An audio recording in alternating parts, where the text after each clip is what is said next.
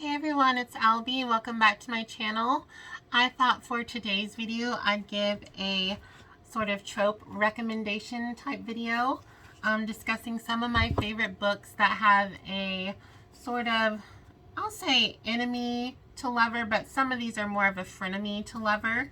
So I have 5 books here for you, a mixture of contemporary and historical fictions, and I thought this would be a fun video just for people who are looking for a specific enemy slash frenemies to lovers, and maybe you're looking for contemporary versus historical. So I thought this could be a fun video.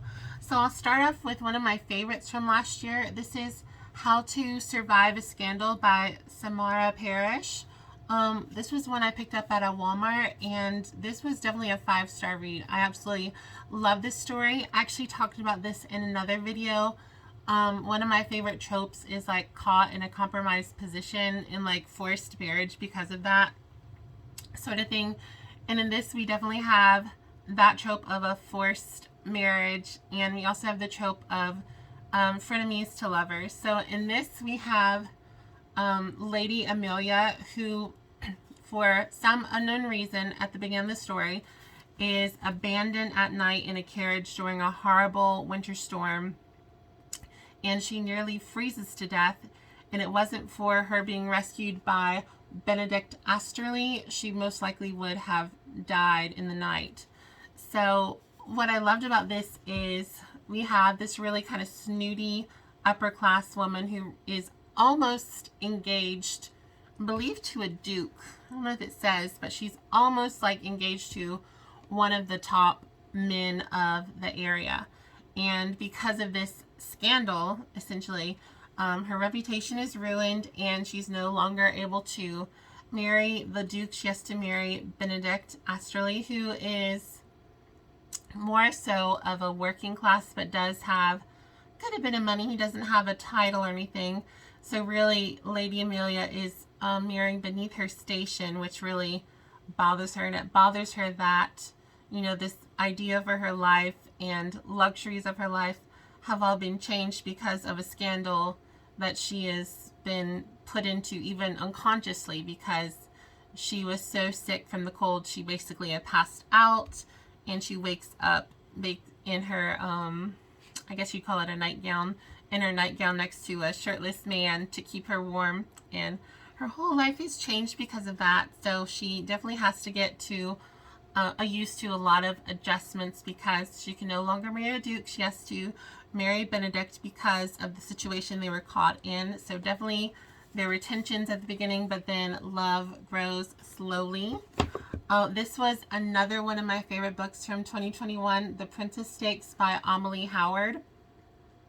Absolutely love this story. We have an actual princess in the story. It is also an interracial historical romance, which is awesome. So if you're looking for more representation in that field, definitely check out The Princess Stakes. In this, we have Princess Samara Rao, and I believe she goes by Sara. She had her nickname is Sara, but Sarani Rao, and she's a legit princess, and either her father or uncle is assassinated, and someone is trying to kill her so that she will not rule over the area in India. So she has to basically escape her palace in the dead of night because she's going to be murdered. So she and her, I don't want to say handmaid, but I guess lady in waiting, like it's like her best friend, but also like her companion, her lady in waiting, they escape in the night onto a ship. Well, little does she know that the captain of the ship is the Duke of Embry, Captain Riston Huntley, who is her old flame. So we find out in the story that they were childhood / teenage lovers, and were basically on the cusp of getting engaged / married, but some twists and turns happen. Don't want to spoil too many things, but that changes, and they both think that the other one left them at the altar for some reason. So there's definitely a lot of tension, a lot of anger, a lot of bitterness towards one another. But things heat up and defrost, so to speak. and they rekindle some things. This also has a lot that happens on a ship. So if you're looking for a ship romance, or I guess forced proximity, because I mean, you could abandon ship, but why would you? You know, but I just love this story so much. There is a sequel. I think I have it. Oh, my books are covering. Rules for Heiresses, I believe, is a sequel. And I believe that is Risten's little sister, who is introduced in this book. But I absolutely love The Princess Stakes by Emily Howard. Great enemies / frenemies to lovers. Wonderful. Those two were my historicals, and the next three are all contemporary. This book is one of my all-time favorites ever. It's a 6-star. I don't know if I mentioned this, but all these books are like a 4.5 to 6. So these two were 5s. There's only one that was a 4.5, and that's the last one. So the rest were 5s, but this one's a 6. This is The Bastard's Betrayal by Katie Robert. Absolutely love this book. It was just so good. I really hope she does another book in this series. This is like a sort of a sequel series. So this is the first in this, hopefully it's a series, the first in the series of the Scandalous Scions. And this is based off of, I believe, the O'Malley series. I want to say O'Mallory, but the O'Malley series, those should be like the prequel. I didn't read those books first. I just went to this one. And she's the daughter of two of the, I guess, love interests in one of the Mallory novels. And so, and I believe the male lead might be as well. I'm not quite sure. But yeah, you don't really miss anything by skipping the O'Malley series. So there is a family tree in the beginning to help, but I never had to peruse it for anything. It doesn't really go with ancestral things like the Godfather thing. I think it's more so for fun. And this is a mafia romance. I would call it a dark romance. Not super, super dark like some I've seen mentioned on TikTok or Instagram. This is more of a, I guess, a light dark, medium roast, I guess. Medium dark. Just really spicy. It's Katie Roberts, so explicit but well written. And one thing I love about Katie Roberts' writing is that her books, although they are very spicy, they have a wonderful plot and are well written. Because I don't necessarily love straight up erotica. Maybe if it's like in novella form, but like a 500-page book with, especially if it's like BDSM, there's so many times I can read about that without being like taken out of the story, because I'm like, obviously this person doesn't have like stomach problems. Because if you're tied up for, 6 hours or whatever doing all this, I don't know, I feel like you have to plan your diet for the day. I don't know, maybe that's TMI, or I'm getting too into the realism versus the fantasy of it all. But love this story. It is spicy. There are some trigger warnings. If you don't want to be spoiled, you can go to my video on The Bastard's Betrayal, and in my description box I have the triggers listed. I don't know if I have it for every single book I've done, especially at the very beginning, but basically if it's been published on YouTube since January, I publish any triggers that I believe are relevant. There's been 1 or 2 books I read thus far this year that there was nothing that was triggering in the modern sense, like general sense. But yes, so check your triggers for this. There are some death of parent, etc. So check out my review. If you don't want to watch the whole review until you've read the book, just go to the description box and you'll scroll down. At the very end, I always put the triggers, and I put it in bold. It says triggers, etc. But love this story. Super spicy mafia romance, dark romance.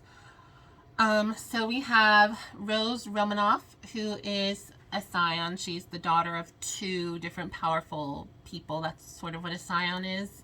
And she has found this guy she really likes. It's nothing too serious. He's this bartender from Brooklyn, sex is good, relationship is good.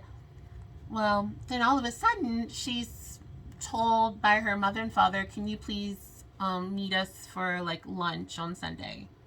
She's like, okay. And so she's there. Her mother's like in, not evening wear, but like a really nice, I call it like a churchy dress. And her father's in a suit. And she finds out that the man that she's been dating is not who he says he is. He is not just a bartender from Brooklyn. He is Dante Verducci of the Verducci family, which is like their arch nemesis. So it's like the Capulets and the Montagues. So yeah, it's very, very spicy. I've said that like 1,000 times, but there's a kidnapping, there's, you know, drama with a wedding. I said it was very operatic in scope. So if you like the high intensity and drama of like opera or soap operas, really pick up The Bastard's Betrayal. You will not be disappointed. I hope not. It was a 6-star read for me, and it's fairly short. It's under 300 pages, which to me, I think that's pretty short. Yeah, just loved The Bastard's Betrayal. Can't say enough good things about it. We have another fun, light read. This is a contemporary romance as well. This one, of course, you've heard it talked about bazillion times since it was published. This is The Love Hypothesis by Hazelwood. This is sort of a, what's it called? Not cosplay. A dupe, I don't know, of Kylo Ren and Rey from Star Wars. I can't think of what it's called when it's uses the characters. Like Twilight was used for 50 Shades of Grey for the Anastasia and Christian, or Bella and Edward, maybe. So this is definitely more of a friend / frenemies to lovers. Nothing too enemy. This one's very enemy. I mean, she puts a bullet in him, so enemy. This one's lighter, more frenemies. It's a workplace romance. It has fake dating. He's grumpy, so grumpy sunshine, and lots of just sweet humor. I will say you have to wait for it, but I literally remember chapter 16. The spice was delayed, but it came in hot. It was very good. The spice is well worth the wait, and I think the waiting for this, the length of the spice coming is very truthful to the story. Like, you know, these characters aren't gonna just jump into bed together, you know, but just love the romance. Very sweet, very brainy. I loved just a lot of this story. I will say I read this very quickly. I read it like in a day and a half, and towards the middle it does get a bit slow. I mean, there's things that are set up in the beginning, and then it kind of gets slow, and then it gets really good and steamy and just wonderful romance in the end. So it is quite lengthy, coming in at around 350-ish pages. So not the shortest, not the longest either, but a really fun contemporary rom-com. These are more of like the romantic comedy romances that I enjoy, sort of like It Happened One Summer by Tessa Bailey. I would call that in the contemporary romance / romantic comedy. And this one is as well. It's not like laugh out loud funny, but there's some good like humor and some brainy humor, so I enjoyed that. This is another fun contemporary romance. I know this is kind of polarizing. Not everyone loved this book. I believe this one I gave 4.5. No, I might have given it 5, but it's another one where it gets a little bit slow. And this one is definitely another friends to lovers. This is an MM romance, so 2 men. And it is the first son, so the son of the President of the United States. And I don't think he's the Prince of Wales, but he's another prince, a Prince of England. So, you know, they've had this sort of banter back and forth, and we have Alex Claremont Diaz, the first son, and then the prince Henry of England, and they've always had this sort of bickering and feud with one another, and a lot of it is the media pitting them against one another, sort of like how female celebrities are pitted against one another in media, and like sort of, you know, catfight tales, and just so a lot of this is media fueled feuding between the first son and the crown prince, but just a lot of fun. The romance was really sweet, and trying to think, it was sort of a forbidden romance for sure. Neither one of the, well, I believe Alex, the first son, is either out as bisexual, or he is open with his family and loved ones about being bisexual, and the Prince Harry is not out in any sense, although there was sort of like a tabloid story with Henry and maybe another male, but like, oh, that's fake news or whatever. And so yeah, so there was some, it wasn't fake dating, it was like secret dating. So that was a fun element. If you like stories where the romance is a little more spicier because it's a little more quote-unquote forbidden or hidden away, if you like that aspect, this is another trope I think you'll like in the story. But another fun rom-com. It gave me sort of Princess Diaries feels. I don't know why, because it's not really princess. It's not in epistolary or anything. It just had that sort of quirkiness of the Princess Diary movie, not so much the book. And it kind of reminded me of a Meg Cabot book. I know she wrote, I never actually finished this book, but she wrote a book called All American Girl. This came out like a long time ago, like right when the first couple books from the Princess Diaries came out. And that was about a young, well, you know, teenager, young woman who dated the first son. And I really did like that story, but I never finished it. But yeah, if you read or enjoyed what you read of All American Girl by Meg Cabot, I think you'll like this. I'm definitely one that I do enjoy British aristocracy things. I mean, I have on my little shelf down here a Princess Diana coffee table book and a Kate Middleton one. So I do like some of that fun stuff as well. And I like the differences between the British and Americans, as well as royalty and basically commoner. Although I wouldn't call the first son of the president necessarily a commoner, more like a mid-level celebrity. I don't know. But just another fun, light, romantic comedy. And this one didn't have anything heavy or like sad. I know I've talked about that with some of my Susie Carr books, how they're not like depressing. Because when I took gay and lesbian literature in college, my professor was like, oh yeah, most of these books will be like depressing because, you know, the time. This isn't depressing, it's a sweet romance. So if you want to make sure that's, you know, like something in there, you don't have to worry about it. It's not like bad, mean or anything. But these are all my picks for my frenemies to lovers trope. I literally have probably 2 more stacks of books I could do for this trope, but I figured 5 was a good start and I could always make more later. And I thought I thought having a few historicals as well as contemporary would be fun for readers, because, you know, I do love historicals, but I like to read from every genre lately. Well, every genre in the romance. I'm not a sci-fi. I've tried it before, but if it's not like a well-known creature, you know, like a vampire or a merman or mermaid or shapeshifter or something like that, I won't really know what the some of like the history behind like characters and stuff, like trolls. Is there a troll romance? That would be interesting. Well, I've babbled on too much. I hope you all have had a wonderful day. Don't forget to like, subscribe, as well as comment, and I will see y'all soon. Let me know what your favorite frenemy or enemy to lover book is that you have read in the comments below. Have a wonderful day, and I'll see you soon. Bye, everyone.